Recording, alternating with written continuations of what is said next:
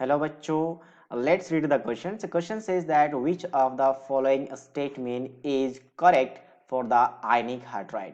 आयनिक hydride होता क्या है? हाइड्राइड मतलब हाइड्रोजन।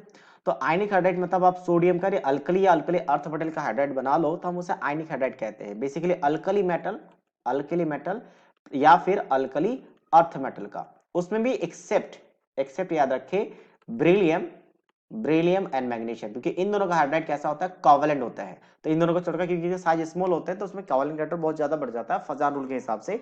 तो उसके हिसाब से उसमें कोवेलेंट कैरेक्टर बहुत ज्यादा आता है। तो आयनिक हाइड्राइड मतलब NaH। और इसका स्ट्रक्चर जो होता है सॉल्ट लाइक स्ट्रक्चर होता है। स्ट्रक्चर सॉल्ट लाइक स्ट्रक्चर मतलब जैसे NaCl का स्ट्रक्चर होता है। और NaCl का स्ट्रक्चर कैसा होता है? क्रिस्टलाइन होता है। NaCl का स्ट्रक्चर कैसा होता है? क्रिस्टलाइन। एक क्रिस्टल बनता है जिसमें एक यूनिट सेल्स होते हैं और वो बार बार रिपीट करता है। ठीक है, तो इसका मतलब NaH का भी स्ट्रक्चर कैसा होगा? क्रिस्टलाइन। तो आयनिक हाइड्राइड क्रिस्टलाइन होगा। तो पहला ऑप्शन कैसा है? ट्रू है, दैट इज ट्रू। अभी ठीक है, हमें सारे करेक्ट वाले ढूंढने, ट्रू वाले ढूंढने, ये ट्रू है।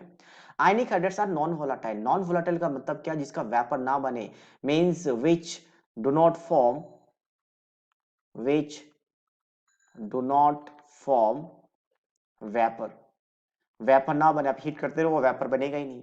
और NaCl की बात करें तो सॉल्ट है, और हमें पता है कि सॉल्ट क्या करता है? वेपर नहीं बनाता। आप NaCl यानी कि नॉर्मल सॉल्ट ले लो घर पे, उसको हीट करते रहो, क्या कोई वेपर बनेगा? नहीं बनेगा। तो वेपर नहीं बनाता। वेपर नहीं बनता तो उसका कोई वेपर प्रेशर नहीं होता। या फिर इसको एक और फॉर्म में डिफाइन किया जाता है, हैविंग जीरो वेपर प्रेशर, जिसका वेपर प्रेशर जीरो हो। तो वेपर प्रेशर जीरो का मतलब जिसका वेपर ही ना बने। ठीक है, तो वेपर ना बने तो आपके पास सॉल्ट का, अगर NaCl का वेपर नहीं बनता तो ये सॉल्ट का स्ट्रक्चर है, सेम चीज, सारे प्रॉपर्टीज लगभग लगभग सेम होती है।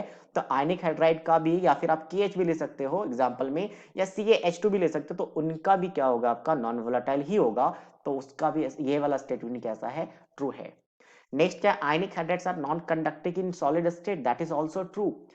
क्योंकि जो आयनिक कंपाउंड्स होते हैं वो गुड कंडक्टर ऑफ इलेक्ट्रिसिटी होते हैं in aqueous in short aqueous लिख लो, AQ एक्वस, और molten molten state.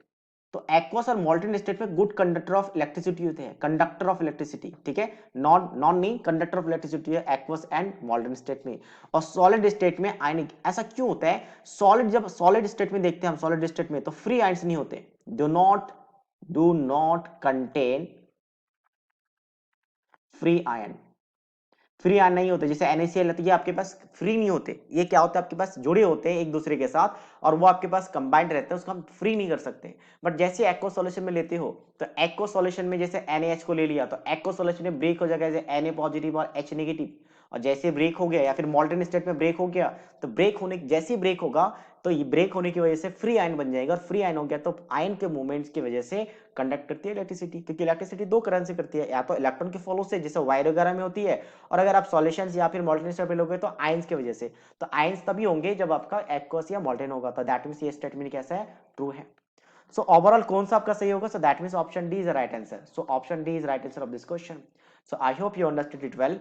All the best.